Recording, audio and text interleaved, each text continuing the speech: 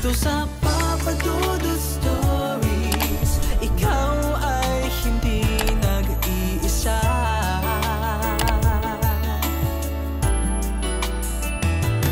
Dito sa Papa Dudut Stories, may nagmamahal sa'yo.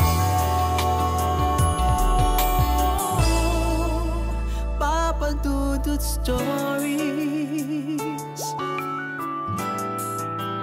Papa Dudut Stories. Sa lahat po ng mga nakatutok ngayon, huwag pong kalimutan mag-like, mag-share at mag-subscribe. Maraming salamat po sa inyong lahat.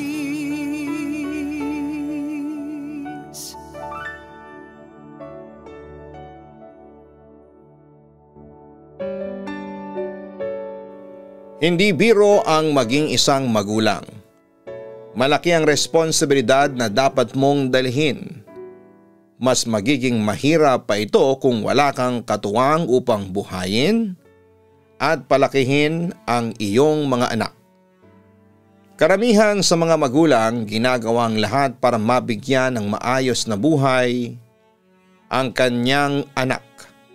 Ngunit masasabi mo bang mali ang isang magulang kung ang paraan na ginagawa niya ay mali sa mata ng napakaraming tao? Isa ka ba sa manghuhusga sa pamamaraan niyang ito? Dear Papa Dudut, naniniwala ako na lahat ay gagawin ng isang ina para sa kanyang anak. Handa siyang lunukin ang kanyang kahihiyan at reputasyon para lamang may kitain na pera at ipakain sa mga anak niya. Ganyan ang nanay ko, Papa Dudut. Itago mo na lamang ako sa pangalan na Camila. Ngayon ay 33 years old na at nagtatrabaho ako bilang isang waitress sa restaurant. May isang anak na ako pero wala akong asawa. Sa ngayon ay katulong ko ang aking mama na si Lena sa pagbuhay sa aking anak. Bago po dumating sa buhay ko ang anak ko ay marami muna kaming pinagdaanan na mag-ina. Bata pa lamang ako ay si mama na ang kasama ko. Nagtataka ako dati kasi yung mga kalaro at kaklase ko ay merong tatay habang ako ay wala. Grade 4 ako noong sinabi ni mama sa akin na iniwanan siya ng tatay ko nang mabuntis siya. Wala na raw siyang balita rito kung nasaan na ba ito. Kaya huwag ko na raw pangarapin na magkaroon ako ng tatay. Mahirap kami, Papa Dudut. Barong-barong ang bahay namin ni mama. Gawa yon sa pinagtagpi-tagping plywood, yero at tarpaulin ng mga tumakbong kandidato. Kapag umuulan, tumutulo ang tubig mula sa bubong namin at akala ko dati kapag mag-isa kang anak ay mayaman kayo. Pero hindi pala. Kasi kami ay mahirap kami. Ganon pa man ay sinikap ni mama na magtrabaho para hindi ako magutom at mapag-aral niya ako. Sa gabi hanggang madaling araw ang trabaho ng nanay ko dati. Sabi niya sa akin ay nagtatrabaho siya sa isang bar at cashier siya doon. Pagkatapos namin maghapunan ay aalis na siya tapos ay umaga na ang balik niya. Minsan aabutan pa niya ako sa umaga pero mas madalas na hindi na kasi nasa school na ako. Tuwing papasok sa trabaho si mama ay iniiwan niya ako sa kapitbahay namin at kaibigan ni mama na si Ate Sonia. Sa kanila ako nakikitulog tapos kapag umaga na ay babalik na ako sa bahay para mag-almusal at mag-asikaso ng sarili ko para pumasok sa eskwelahan. Hindi ko na-experience yung si mama mismo ang mag-aasikaso sa akin kapag papasok na ako. Maaga ako natuto sa mga ganong klase ng bagay, Papa Dudut. Madalas sabihin sa akin ni mama na dapat ay tapusin ko ang aking pag-aaral para hindi ako matulad sa kanya. Hindi niya raw hinihiling na galingan ko sa eskwelahan kung hindi ko naman kaya. Basta ang importante raw ay makatapos ako. Ang iniisip ko dati ay ang pagiging mahirap ang tinutukoy ni mama na ayaw niyang magaya ko sa kanya. Pero ibang bagay pala ang tinutukoy niya, Papa Dudut. Grade 5 ako nang malaman ko ang totoong trabaho ng nanay ko. Nasa school ako noon, isa-isa kaming tinanong ng teacher namin kung ano ang trabaho ng aming mga magulang. Sinabi ko na isang cashier ang nanay ko. May isang kaklase ko ang pabirong nagsabi na pokpok daw ang nanay ko. Tapos nagtawanan silang lahat. Sinaway naman sila ng teacher namin. Doon na nagsimula ang pambubuli sa akin sa eskwelahan. Tinutokso nila ako na pokpok daw ang nanay ko. May isang insidente na hindi na ako nakapagpigil at binigwasan ko ng suntok sa muka ang isang kaklase ko na lalaki kasi habang naglalakad ako papunta sa classroom ay panayang tukso niya sa akin tungkol sa nanay ko. Hindi siya nakaganti sa akin pero sinabi niya na ang nanay niya ang nagsabi sa kanya na nakikita raw nito ang mama ko na may kasamang iba't ibang lalaki. Hindi ko na alam kung totoo o hindi ba ang sinabi niya, Papa Dudut. Pero syempre mas naniniwala pa rin ako sa sinasabi ni mama sa akin na isa siyang cashier. Pinanindigan ko sa nanukso sa akin na hindi pokpok si mama. Dahil sa nangyari ay pinatawag sa school si mama. Nagsumbong kasi yung nambuni sa akin na sinuntok ko siya. Dumugo kasi ang bungangan niya dahil sa suntok ko. Pinagsabihan ako sa school na mali ang manakit. Nangatwiran ako nang tinutokso ako na pokpok ang nanay ko na hindi naman totoo kaya nanuntok ako. Humingi na lamang kami ng sorry sa kaklase ko at sa nanay niya na kasama niya at nag-promise ako na hindi ko na yon uulitin. Sa loob ko ay alam ko na wala akong kasalanan. Kung hindi naman ako tinukso ay hindi ko siya susuntukin. Hindi ako ang klase ng tao na bigla na lang mananakit ng walang kadahilanan. Pag-uwi sa bahay ay doon na inamin ni mama sa akin ang katotohanan. Sa susunod ay huwag kang nananakit, Camila. Kahit na anong sabihin sa iyo ay ipasok mo sa isa mong tenga at ilabas mo sa kabila. Sabi pa ni mama. Kung hindi pa niya ako tinukso, hindi ko po siya susuntukin.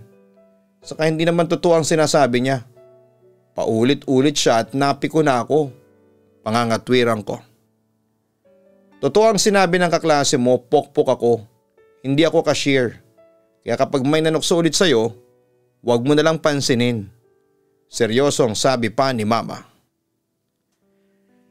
Hinintay ko na bawiin ni mama ang sinabi niya at sabihin niyang nagbibiro lamang siya pero hindi niya yon ginawa. Sinabi niya na mas maganda kung habang bata ako ay alam ko na ang katotohanan dahil alam niya na kapag lumaki na ako ay malalaman ko rin ang totoo niyang trabaho. Hindi raw siya isang cashier. Oo, nagtatrabaho siya sa isang bar. Pero bilang isang bayaring babae. Hindi ako makapaniwala sa aking nalaman mula kay mama, Papa Dudut. Ang pagkakaalam ko kasi sa mga babaeng may ganong trabaho ay makasalanan at pinagdidirihan ng marami. Matapos kong malaman ang totoong trabaho ni mama, ay nagsimula na akong ikahiya siya. Patuloy pa rin ang panunukso sa akin sa school na anak ako ng prosti. Pero dahil sa alam kong totoo na ang sinasabi nila ay tumatahimik na lamang ako at hinahayaan ko na lamang sila. Tinis ko ang lahat, Papa Dudut. Pakaramdam ko ay pinandidirihan na rin ako ng mga tao, Papa Dudut. Halos hindi na rin ako lumalabas ng bahay kasi iniisip ko na matagal nang alam sa lugar namin kung ano ang trabaho ng nanay ko. At pinag-uusapan nila kami. Hanggang sa mag-high school ay naging aloof ako, Papa Dudut. Hindi po ako nagkaroon ng kaibigan. Nabawasan naman ang pambubuli sa akin pero hindi nawala yung pakiramdam ko na pinandidirihan ako ng tao. Kapag may meeting ang mga magulang ay si Ate Sonia ang pinapapunta ko. Kaklase ko kasi yung isa niyang anak. Third year high school ako noon nang may nanligaw sa akin. Aaminin ko na sabik ako sa pagmamahal ng isang lalaki kasi hindi ko yon naranasan. Hindi ko kasi na-experience ang magkaroon ng tatay. Kahit na hindi ko talaga gustong iyong nanligaw sa akin ay sinagot ko siya. Kasi gusto kong maramdaman kung paano ba ang mahalin ng isang lalaki. Nalaman ni mama ang pagkakaroon ko ng boyfriend. Hindi naman niya ako pinagalitan, nagpaalala lamang siya sa akin na huwag muna ako magpapabuntis kasi nag-aaral pa ako. Tapusin ko raw muna ang pag-aaral ko. Hindi naman ako makakapag-college, hindi ba? Turan ko kay mama. Sino may sabi sa'yo? Kaya nga ako nagtatrabaho para sa'yo para makapag-kolehiyo ka. Sabi ni mama.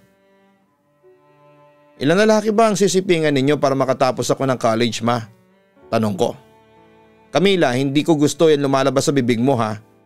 Sa tingin mo ba ay gusto ko na nagpapagamit sa iba't ibang lalaki? Ang naluluhang tugon naman ni mama. Ma, hindi ka ba talaga pwede maghanap ng ibang trabaho? Yung marangal naman at pwede kong ipagmalaki? Turan ko. Kahit elementary hindi ko natapos. Sa tingin mo ay may tatanggap sa akin sa mga trabahong marangal ngayon? Isa pa, ito lang ang alam kong trabaho noon pa. Hindi ko rin sinabi na ipagmalaki mo ko. Ang gusto ko ay magawa ko ang responsibilidad ko sa iyo bilang nanay mo. Maintindihan mo rin ako kapag naging nanay ka na. Paliwanag pa ni mama. Hindi ko pa naiintindihan ang side ni mama dati, Papa Dudut. Siya pa rin ang sinisisi ko kung bakit ako nabubuli noon. At kung bakit hindi ako nagkaroon ng kaibigan. Pakiramdam ko kasi iniiwasan ako ng lahat, Papa Dudut. Balik tayo sa naging boyfriend ko. Itatago ko siya sa pangalan na Benjo. Okay naman si Benjo noong una. Napapakilig niya ako at madalas ay magkasama kami sa school kapag wala kaming klase. Isang umaga sinabihan ako ni Benjo na gusto niya akong masolo. Nasa school kami noon. Ang gusto niya ay magkating kami at pumunta sa bahay nila. Wala raw tao sa bahay nila kaya pwede kaming tumambay doon. Ayoko nung una pero pinilit ako ni Benjo. Sabi pa niya ay chance na raw namin yon para makapag-bonding ng walang ibang tao. Dahil sa pressure ay pumayag ako. Tumakas kami ni Benjo sa school at dumaan kami sa likod ng eskwelahan. May isang puno kasi na malapit sa pader at iyon ang una naming inakyat para makarating kami sa itaas ng pader at saka kami tumalon papalabas. Pumunta kami ni Benjo sa bahay nila at totoo nga na walang tao roon. Nang ayain ako ni Benjo sa kwarto ay kinabahan ako. May idea na ako sa pwedeng mangyari. Pero sabi ni Benjo ay matutulog lamang kami. Sa takot ko na baka magalit siya sa akin ay sumama na ako sa kanya sa kwarto. May part ng utak ko na nagsasabi na umalis na ako. Pero hindi ko alam kung bakit nagstay pa rin ako. Habang magkatabi kami ni Benjo sa kama ay naging mapusok siya. Hinalikan niya ako sa labi at tinaas niya ang blouse ko. Benjo, ayoko, tutol ko. Bibilisan ko lang, promise, ang sabi pa ni Benjo. Ayoko, sabi. Saka bata pa tayo, hindi pa natin dapat ginagawa to. Patuloy kong pagtutol. Natatakot ka ba na baka mabuntis ka? Akong bahala, may alam akong paraan. Pilit pa ni Benjo. Hindi ka ba marunong makaintindi? Ayoko nga, aalis na lang ako. Turan ko. Kung makaayaw ka naman, parang hindi ko naman alam kung anong trabaho ng nanay mo. Singhal pa ni Benjo. Natigilan ako at doon ko na-realize kung gaano kababa ang tingin ni Benjo sa akin. Ang nasa isip niya pala ay madali akong makuha porket anak ako ng isang prostitute. Nagalit ako kay Benjo. Nakipag-break ako sa kanya at umalis na ako sa bahay nila. Iyak ako ng iyak habang naglalakad ako pa uwi ng bahay at namumugto ang mga mata ko. Pagdating ko sa amin at nakita yon ng nanay ko. Nag-alala niyang tinanong kung bakit ako umiiyak pero hindi ko siya sinagot. Napakasama ng loob ko kay mama. Siguro kung ibang trabaho niya ay hindi ko mararanasan ang ganon, Papa Dudut. Akala ko, sa pakikipaghiwalay ko kay Benjo ay tapos na ang problema ko sa kanya. Pero hindi pa pala. Ipinagkalat ni Benjo sa mga kaibigan niya na may nangyari sa amin kahit na wala. Kumalat ang kwentong yon sa eskwelahan at mas lalo akong pinandirihan ng lahat. Nadagdagan pa ang hindi totoong kwento na binayaran daw ako ni Benjo kapalit ng pagsiping ko. Ang tingin nila tuloy sa akin ay kagaya ako ng nanay ko na nagpapabayad. Hindi ko na sinubukang ipagtanggol ang sarili ko. Hinayaan ko na lamang ang mga tao na isipin ang gusto nilang isipin tungkol sa akin. Kahit ano naman kasi ang sabihin ko at itanggi ko na hindi totoo ang sinabi ni Benjo ay hindi pa rin sila maniniwala sa akin. Ang tingin nila sa akin ay bayaran at hindi ko na yon mababago. Sinabi ko sa sarili ko na alam ko ang totoo at iyon ang importante. Magsasayang lang ako ng laway kung ipapaliwanag ko pa ang sarili ko. 4th year high school na ako ay ganun pa rin ang trabaho ng nanay ko. Naisipan ko na magtrabaho kaya nag-apply ako sa isang karinderya. Ako yung nagbibigay ng mga order ng mga kumakain. Ginawa ko yon tuwing Sabado at Linggo. Gusto ko kasing gamitin ang weekend sa pagkita ng pera. Hindi man malaki ang kita ko roon ay ayos lang, at least nagkakaroon ako ng pera na pinaghirapan ko. Tutol si Mama sa pagtatrabaho ko tuwing weekend, Papa Dudut. Ang sabi niya, kaya nga siya nagtatrabaho ay para hindi ko na kailangang magtrabaho habang nag-aaral ako. Hindi ko gusto na nagtatrabaho ka sa karinderya, Camila. Mataas ang pangarap ko para sa iyo, ang sabi ni Mama sa akin. Mas okay nang sa karinderya ako magtrabaho kaysa sa bar, ang sabi ko. Kaya nga sinasabi ko sa iyo na ginagawa kong lahat, di ba? Kasi ayoko matulad ka sa akin, ang sabi pa ni Mama. Hindi ko naman talaga pinangarap na maging kagaya mo. Hindi ako magiging isang katulad mo. Walang galang kong sabi kay Mama. Sa kauna-unahang pagkakataon ay nakita kong umiiyak si Mama nang dahil sa akin. Hindi siya nakapagsalita dahil sa sinabi ko. Aminado ako na nasasaktan siya sa sinasabi ko pero hindi ako nag-guilty sa nagawa ko. Papadudot matigas pa ang puso ko ng time na yon. Sarili ko lang ang iniisip ko. Sa pagtatrabaho ko sa karinderya ay nakilala ko si Dindo. Truck driver siya at doon siya kumakain sa karinderya kung saan ako nagtatrabaho. Nasa 30s na siya noon at napapansin ko na palagi siyang nakangiti sa akin at tinatanong pa niya kung ano ang pangalan ko. Dahil sinabihan ako ng may-ari na maging mabait sa mga kumakain ay sinabi ko ang pangalan ko kay Dindo. Ramdam ko na may gusto si Dindo sa akin. Pero dahil alam ko na mas matanda siya sa akin ay hindi ko siya pinapansin. Pero dahil sa palagi akong binibiro ni Dindo, ay nahulog na ako sa kanya, Papa Dudut. Buna ang araw ko kapag nakikita ko siya at nakakausap kahit sandali lang. Dumating sa point na nanligaw na si Dindo sa akin. Kapag nagpupunta siya sa karinderya para kumain ay may dala siyang chocolate sa akin. Kung minsan ay bulaklak. Sa paglipas nga ng mga araw ay hindi ko na napapansin ang malaking agwat ng edad namin. 15 years old pa lamang ako ng time na yon, Papa Dudut.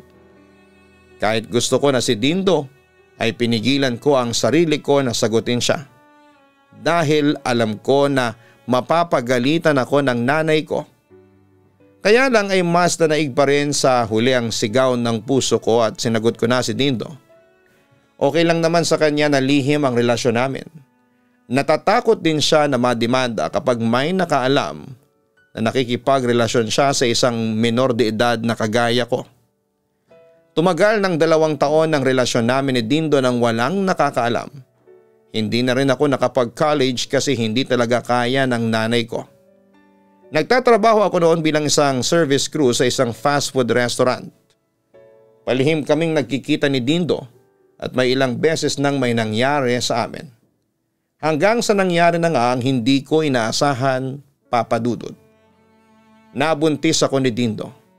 Napansin ko kasi na hindi ako nagkaroon ng menstruation ng 1 buwan. Ganon din sa sumunod na buwan. kaya bumili na ako ng pregnancy test para malaman ko kung buntis ba ako o hindi at positive nga ang naging resulta. Si Dindo ang una kong pinagsabihan kahit medyo natakot pa ako nung una. Buntis ka? Bakit hindi ka nag-ingat? May inis na tanong ni Dindo. Bakit ako lang ang sinisisi mo? Dalawa tayong gumawa nito. Bakit parang kasalanan ko pa? Ang naiiyak kong turan. Sa bagay, pasensya ka na, nagulat lang kasi ako. Pero wala dapat makaalam na buntis ka ha. Wala ka pang 18 at baka makulong ako. Ipalaglag mo ang bata, ang sabi pa ni Dindo. Nagulat ako sa sinabi ni Dindo, Papa Dudut. Hindi ko inaasahan na ang pagpatay sa anak namin ang maiisip niyang solusyon. Maghahanap daw siya ng gagawa para i-abort ang baby namin. Kung ako ang tatanungin ay ayaw kong ipalaglag ang baby. Gusto ko siyang buhayin. Pero dahil sa sunod-sunuran ako kay Dindo ay pumayag ako sa kanya noong una. Mabilis na nakahanap si Dindo ng aborsyonista. Pumunta kami roon pero nang nandun na kami ay nakaramdam ako ng takot. Nakita ko kasi yung mga gagamitin sa akin at naisip ko na baka mamatay ako. Dindo, ayaw ko nang ituloy. Uuwi na ako sa amin. Natatakot kong sabi. Ngayon ka ba ba atras kung kailan nandito na tayo? Ang sabi pa ni Dindo. Natatakot ako sa kakasalanan sa Diyos to, hindi ba? Ang sabi ko. Mas matakot ka kapag nakulong ako. Makisama ka na lang, Camila. Kapag hindi mo pinalaglag ang batang yan, hihiwalayan kita. Pananakot pa niya sa akin. Di hiwalayan mo. Ayoko maging mamamatay tao. Anak ko ang gusto mong mawala. Matapang kong sabi kay Dindo at iniwanan ko na siya. Masakit para sa akin na nakipaghiwalay sa akin si Dindo. Pero ayoko ring gawin ang gusto niya kaya mas mabuti pa nga ang ganon, Papa Dudut. Nag-decide na rin ako na sabihin kay Mama na buntis ako. Kasi hindi ko na alam ang gagawin ko ng panahon na yon. Nang umuwi na ako sa bahay ay sinabi ko kay Mama ang tungkol sa pagbubuntis ko. Nasaan ang ama niyan? Galit na tanong ni Mama. Wala na kami. Gusto niya na ipalaglag ko ang bata. Nakipaghiwalay siya nang hindi ako pumayag. Sagot ko. Galit na galit si Mama sa akin. Sinabunutan at sinampal niya ako ng paulit-ulit. Hindi raw siya nagkulang ng paalala sa akin pero hindi ako nakinig sa kanya. Magagaya raw ako sa kanya na pinalaki ang anak ng walang ama. Inasahan ko na susuportahan ako ni Mama pero kabaligtaran ang nangyari. Nagalit at sinaktan pa niya ako. Sobra ko nagalit sa kanya at dinamdam ko ng sobra ang ginawa niya sa akin, Papa Dudut, kaya isang desisyon ang naisip ko at yon ay ang lumayas na lamang sa bahay. Ang lakas ng loob ko kasi feeling ko ay kaya kong mabuhay nang wala si Mama sa tabi ko. Nakaya nga niya akong palakihin nang siya lamang, kaya alam ko na kaya ko ring gawin yon. Ang ipinangako ko lang sa sarili ko noon ay hindi ako magiging kagaya ni Mama na isang pokpok. Tinawagan ko si Dindo para sana humingi ng tulong sa kanya. Naisip ko na baka maawa siya sa akin at panagutan pa rin niya ako at ang anak niya sa akin. Dindo, tulungan mo ako, magbalikan na tayo. Alis ako rito sa amin. Ayoko na rito. Umiiyak kong pakiusap kay Dindo. Hindi ba ang sabi ko sa iyo kapag hindi mo sinunod ang gusto ko ay wala na tayo? Bakit tinatawagan mo pa ako? Inis na sagot niya. Dindo naman, maawa ka naman sa akin at sa anak mo. Sasama na lang ako sa iyo. Wala akong ibang mapupuntahan. Patuloy kong pakiusap. Sa huli pumayag si Dindo at nagkabalikan kami. Siguro naisip niya rin na mali na patayin namin ang aming anak. Ang sabi ni Dindo kung gusto ko ay doon muna ako sa bahay ng pamilya niya. Pero malit lang daw ang bahay nila, kaya kailangan kong magtiis. Wala na akong choice kaya pumayag ako. Isa pa ang nasa isip ko ng time na yon ay ang makaalis na sa poder ng nanay ko. Gusto kong patunayan sa kanya na kaya kong mabuhay kahit nawala siya sa tabi ko. Nagtagumpay ako sa pag-alis sa bahay nang hindi nalalaman ni Mama. Nagkita kami ni Dindo at napansin ko na kahit nagkabalikan kami ay inis pa rin siya sa akin. Nasabi na raw niya sa pamilya niya na nakabuntis siya at alam na rin na doon muna ako titira sa kanila. Natakot ako kasi hindi ko alam ang ugali ng pamilya ni Dindo pero kailangan kong gawin ang lahat para makisama kasi kung hindi ay wala akong mapupuntahan. Nang ipakilala ako ni Dindo sa pamilya niya ay naramdaman kong hindi ako gusto ng nanay niya na si Ami. Hindi man lang niya ako binati at hindi niya tinanggap ang pagmano ko sa kanya. Araw-araw ay pinaparamdam ni Ami sa akin na hindi ako welcome sa bahay nila. Kaya ilang ako sa pagkilos ko sa bahay nila. Madalas ay wala si Dindo sa bahay nila dahil sa trabaho nito. Kapag wala si Dindo ay wala akong makausap kaya natuto akong makipagkaibigan sa mga kapitbahay.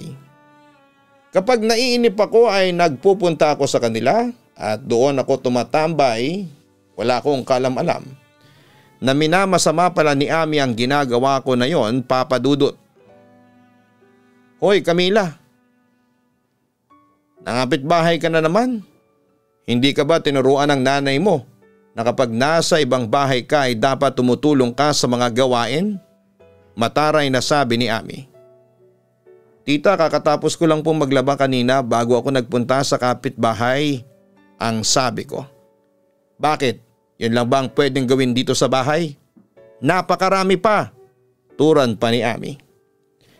Hindi po kasi ako masyadong nagpapagod kasi buntis po ako. Magalang na katwiran ko. Ang arte mo. Nung buntis nga ako, nag-iigib pa ako ng tubig. May nangyari ba sa akin? Ang sabi ni Ami. Halos araw-araw ay nakakatikim ako ng pagtataray ni Ami, Papa Dudut.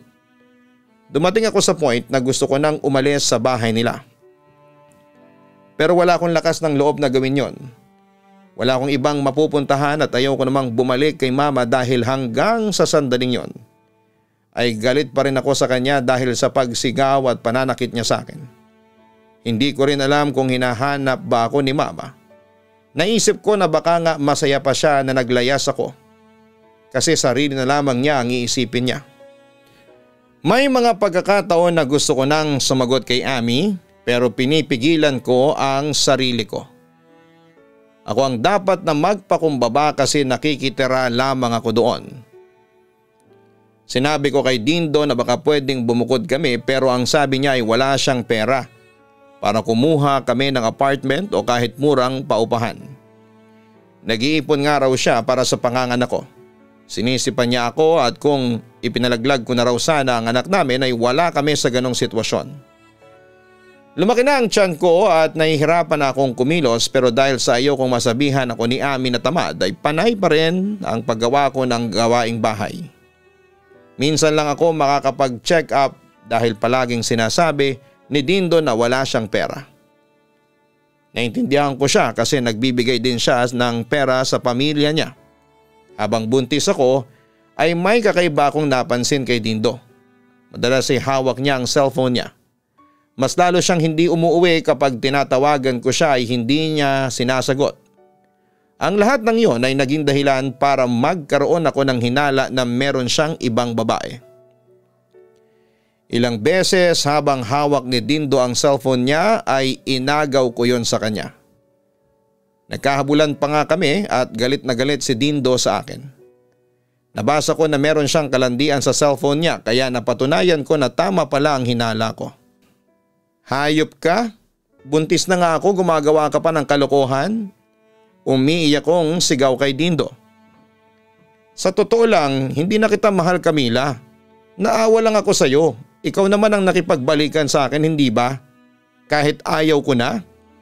Pasigaw niya sa akin. Napakawalang iya mo. Nagsisisi na ako na biniligan pa kita, nagpakatanga ako. Ang sabi ko na may kasamang pang sisisi. Kahit nalaman ni Ami ang issue na yon ay wala man lang siyang ginawa. Hindi niya kinausap si Dindo at parang masaya pa siya na niloloko ako ng anak niya. Pakiramdam ko ng panahon na yon ay mag-isa na lamang ako. Wala akong kakampi at naisip ko nang bumalik sa mama ko pero mas nanaig pa rin sa akin ang pride. Wala akong choice kundi ang magtiis na manirahan sa bahay ni Dindo habang hinahayaan ko siyang lokohin ako. Naging martir ako ng time na yon alang-alang sa anak ko.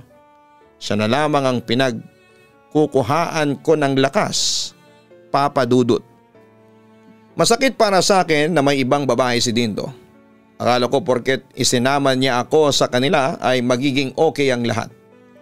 Pero nagkamali ako. Mas lalo pang lumala ang mga pasanin ko. Siguro nga'y karma ko na yon dahil sa naging trato ko dati sa sarili kong ina. Nang mga anak ako ay ang kapitbahay namin ang nagdala sa akin sa ospital. Wala kasi noon si Ami at si Dindo. Yung tatay ni Dindo ay nasa trabaho. Puro mga batang kapatid ni Dindo ang kasama ko sa bahay at alam ko na hindi ko sila pwedeng asahan na dalhin ako sa ospital. Kaya kahit sobrang sakit ng tiyan ko ay nagpumilit akong lumabas ng bahay para humingi ng tulong sa kapitbahay. Safe kong nailabas ang baby girl namin ni Dindo. Dinalaw ako ni Dindo sa ospital at imbes na matuwa ay naggalit pa siya sa akin. Saan tayo kukuha ng pambayad dito sa ospital? Ubus na ang ipon ko, buwisit. Ang naiinis na sabi pa ni Dindo sa akin. Buwisit? Sa tingin mo ginusto kong manganak nang wala kang ipon? Saka sabi mo nag-iipon ka ng pera para sa panganganak ko. Nasa na ang sinasabi mong ipon? Naubos na ba sa babae mo? Inis kong sabi. Tumahimik si Dindo, alam kong guilty siya. Ginawan pa rin ni Dindo ng paraan para makalabas kami ng anak ko sa ospital. Nang nasa bahay na ulit kami ng pamilya niya ay hindi pa rin naging maganda ang trato ng nanay ni Dindo sa akin. Umaasa ako na tutulungan niya ako sa pag-aalaga ng apo niya pero hindi. Hinayaan niya akong mag-isa na mag-alaga sa baby ko, Papa Dudut. Alam ko na patuloy pa rin si Dindo sa pambababae niya. Nang 3 buwan na ang anak namin ay hindi na ako nakatiis, Papa Dudut. Gabing-gabi na kasi ay wala pa rin si Dindo at ang alam ko ay uuwi siya ng araw na yon. Hindi ako mapakali, hindi ko rin magawang matulog. Nasa sala ako at panayang silip ko sa bintana para malaman kung parating na ba si Dindo. Sa pagsilip ko sa bintana ay nakita ko si Dindo na may kasamang babae at naghalikan pa sila sa labas ng bahay. Hindi ko napigilan ang sarili ko at galit na galit akong lumabas. Sinugod ko silang dalawa at pinagsasampal ko si Dindo at sinabunutan ko yung babae niya. Pinagmumura ko silang dalawa. Alam ko naman na niloloko ako ni Dindo pero iba pala kapag nahuli mo na ng harap-harapan. Ipinagtanggol ni Dindo ang babae niya at sinabihan pa niya ako na iskandalosa. Pinalis na niya ang babae at sa loob ng bahay ay tuloy pa rin ang pagsasagutan naming dalawa. Dahil sa ingay namin ay nagising na sina Ami. Ano ba yung bunganga mo, Camila? Napakaingay mo, singhal ni Ami sa akin. Si Dindo po kasi, nahuli ko na may kahalikan na babae sa labas. Sumbong ko. Bakit kasi nandito ka pa? Sinabi na sa'yo ni Dindo na hindi ka na niya mahal, hindi ba? Ikaw lang ang nagpupumilit sa sarili mo sa kanya. Turan pa ni Ami. Hindi ako makapaniwala sa sinabi ni Ami. Inakala ko na sa pagkakataong yon ay ako ang kakampihan niya, babae rin siya, sana man lang ay naintindihan niya ako. Hindi na ako nakipagtalo pa sa kanila, Papa Dudut, pero nasa utak ko na hindi na maganda kung mananatili pa ako sa bahay na yon. Baka mabaliw ako kapag nagtagal pa ako doon. Kaya naman nagdesisyon akong umalis na sa poder ni Ami. Kinabukasan ay nag-impake na ako. Hindi na ako nagpaalam kay Ami at umalis na ako kasama ang aking anak. Wala akong alam na mapupuntahan pero mas gugustuhin ko pang sa kalye matulog at ang anak ko kesa sa nandun ako sa bahay nila Dindo. May kaunting pera naman ako kahit papaano at malakas ang loob ko na gawin yon. Sa mga unang araw ay sa kalye kami natutulog ng anak ko. Naghahanap ako ng trabaho habang dala ko ang baby ko. Natanggap naman ako sa isang karinderya. Ganong trabaho ang kinuha ko dahil may experience na ako sa ganon. Pumayag naman ang may-ari na sa mismong karinderya muna ako manirahan habang wala pa akong nahahanap na murang paupahan. Nagtrabaho ako habang inaalagaan ko ang anak ko. Masaya na ako sa ganung buhay, ang importante ay kasama ko ang baby ko.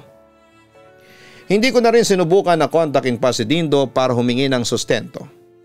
Alam ko na magbibigay siya pero pagsasalitaan muna niya ako ng masakit. Ayaw ko nang maranasan ng ganon.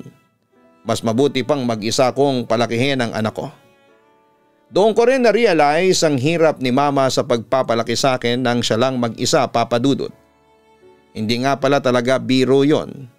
Lalo na at hindi ka mayaman at wala ka ring tinapos. Makalipas ang ilang buwan ay nakapag-ipon na ako kahit papaano ng pera para makaupa kami ng anak ko sa isang mumurahin na paupahan. Hindi ako pwede sa boarding house dahil may kasama akong baby. Makakaistorbo siya sa ibang tenant kapag umiiyak siya.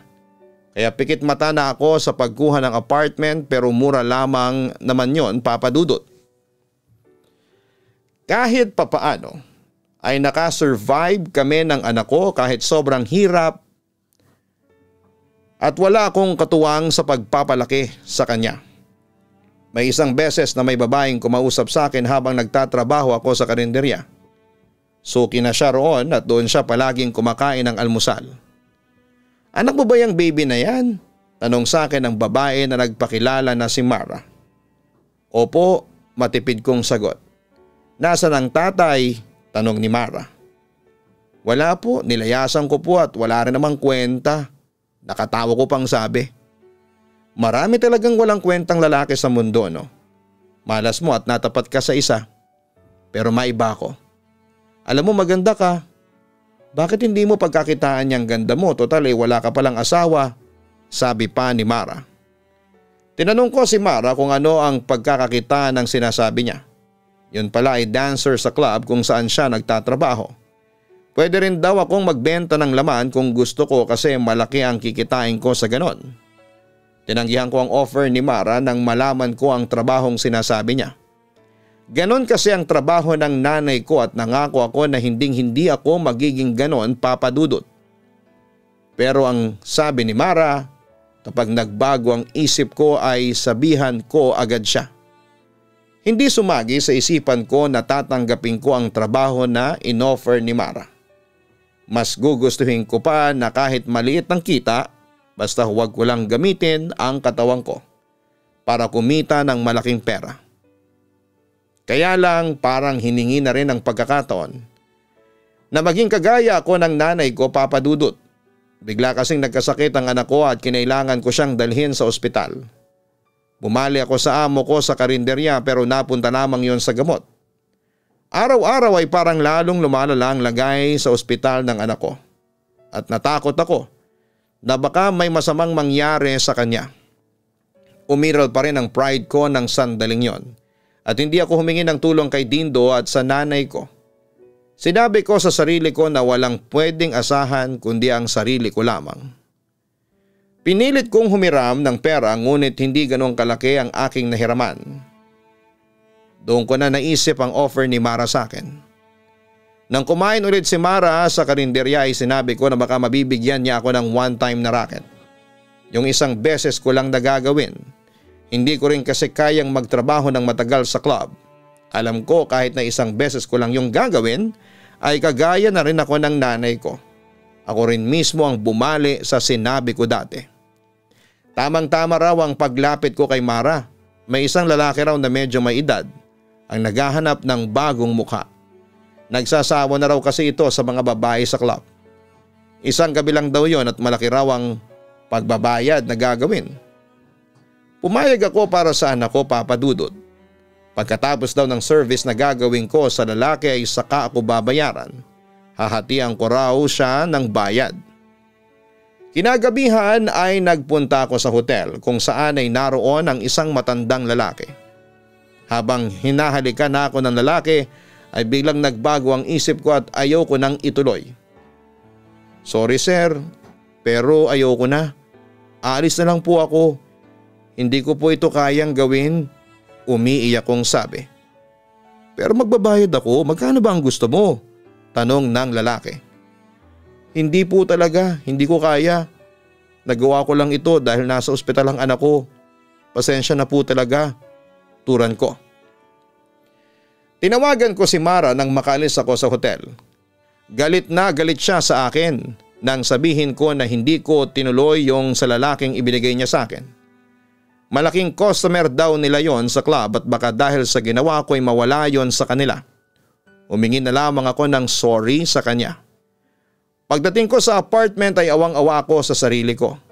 Hindi ko akalain na darating ako sa point na hahayaan kong ibenta ang katawan ko kagaya ng nanay ko. Mas lalo kong na-realize na sa isang ina ay lahat ay gagawin niya para sa kanyang anak.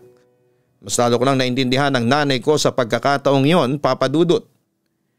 Tinawagan ko ang mama ko at naramdaman ko kasi na lugmok na ako at siya na lamang ang taong makakatulong sa sitwasyon ko. Sinabi ko sa kanya na may sakit ang anak ko at kailangan ko ng pera para maipagamot ang aking anak. Wala namang pagdadalawang isip na sinabi ni mama na tutulong siya. Sinabi ko kung nasa ang ospital ang anak ko at nangako siya na gagaling ang aking anak. Nang magkita kami ni mama sa ospital ay hindi niya ako pinagalitan. Niyakap niya ako at siya pa ang humingi ng tawad sa akin dahil alam niya raw na ang ginawa niya sa akin na pananakit ang dahilan kung bakit ako naglayas. Kinuwento ko naman kay mama ang lahat ng nangyari sa akin at awang-awa siya sa akin. Mabuti raw at hindi ko tinuloy ang pagbibenta ng katawan ko dahil ayaw niyang maging kagaya ko siya. Sa tulong ng nanay ko ay nabayaran namin ang bills namin sa ospital. Sa bahay namin na rin kami umuwi ng anak ko at tinulungan ako ni mama sa pagpapalaki sa kanya. Ayaw kasi ni mama na maranasan ko ang naranasan niya na walang tumulong sa kanya noong nanganak siya sa akin. Tumigil na rin si mama sa pagtatrabaho bilang prosti. Ayaw niya raw na makita ng apo niya na ganon ang trabaho niya. Ang ginawa namin ni mama ay nagtinda kami ng lutong ulam. Total ay may talent naman si mama sa pagluluto. Hindi man ganong kalaki ang kita, at least masasabi naming marangal yung paraan upang kumita. Ngayon ay okay na ang relasyon namin ni mama. Naging close kami sa isa't isa. At hindi na siya bumalik pa sa dati niyang trabaho. May boyfriend na rin ako sa ngayon at tanggap niya ang anak ko at ang past ko. Sana lang talaga ay siya na ang nilaan ng Diyos para sa akin. Ngunit kung meron man akong pinakahihiling sa Diyos, sa ngayon, yon ay ang bigyan pa niya ng mahabang buhay si mama. Gusto kong umangat sa buhay para makabawi ako sa nanay ko sa mga sakripisyo at hirap na naranasan niya dati. Deserve niyang maka-experience na maginhawang buhay at ang gusto ko ay ako ang magbibigay noon sa kanya. Lubos na gumagalang, Camila. Gagawin ng isang ina ang lahat para sa kanyang anak upang mabigyan ito ng maayos na buhay. Kahit pa isakripisyo niya ang sariling kahihiyan. Kaya kung nakikita mo na ginagawa ng magulang mo ang lahat para sa iyo, i-appreciate mo siya. Nangungutang ba sila? Humihingi ng pabor sa ibang tao para lamang maitawid ang pangangailangan mo? Maswerte ka dahil meron kang nanay o tatay na handang gawin ang lahat para sa iyo. Tunay na maintindihan lang ng isang anak ang mga life choices ng kanyang magulang kapag naging magulang na rin. At nasa sitwasyon na siya na kagaya ng kanyang magulang. At sa huli talikuran ka man ng napakaraming tao. Ang magulang at pamilya mo pa rin ang sasalo sa iyo. Sila pa rin ang tatanggap sa iyo anuman ang pagkakamaling nagawa mo sa iyong buhay. Huwag niyo pong kalimutang suportahan sana ang Gianna Vlogs. Yan po ang aming personal vlogs. Ganon din po ang Kaistorya YouTube channel.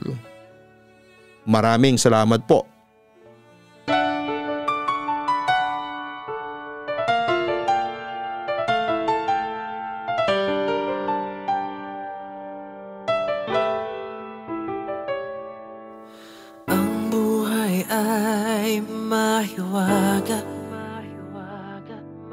Laging may lungkot at saya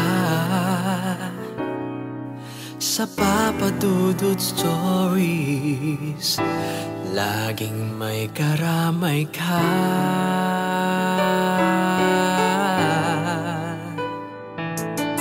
Mga problemang kay bigat, dito ay pakikinggan ka.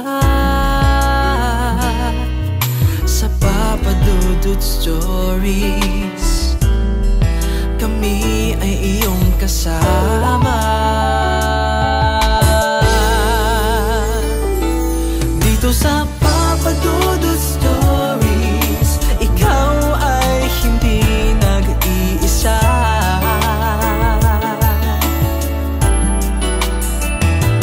Dito sa Papa Dudut Stories, may nagmamahal sa'yo. Papa Dudut Stories, Papa Dudut Stories,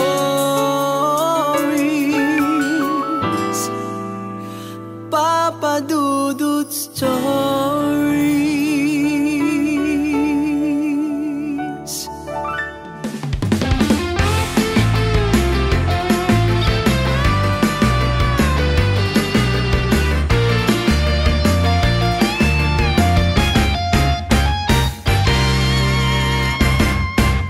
Hanap mo ba'y manok na masarap? Lechon manok na lagi niyong babalik-balikan. Let's go na magpatumpik-tumpik pa. Siguradong enjoy lahat sa kapagkainan. Papa Dudut, lechon manok, iba ang lasa, iba ang sarap.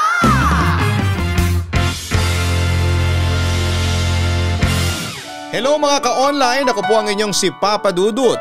Huwag kalimutan na mag-like, mag-share at mag-subscribe.